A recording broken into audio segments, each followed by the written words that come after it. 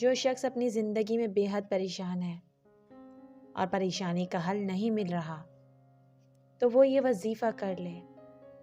السلام علیکم ویورز، خوشی اور غم اللہ پاک کی عنایت ہے، اسی لیے اللہ پاک اپنے پسندیدہ لوگوں کو ہی آزمائشوں میں ڈالتا ہے، پھر چاہے وہ کوئی پریشانی ہو یا غم۔ لیکن اللہ پاک نے ہر پریشانی کا حل اپنی مقدس کتاب میں بیان کر دیا ہے۔ قرآن پاک کے ہر حرف میں بے پناہ ثواب ہے۔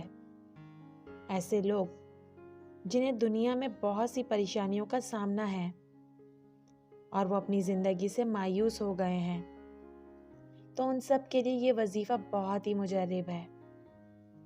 اگر آپ اپنی زندگی میں سکون چاہتے ہیں اور چاہتے ہیں کہ آپ کی ہر پریشانی دور ہو جائے تو آپ یہ وظیفہ ضرور کریں۔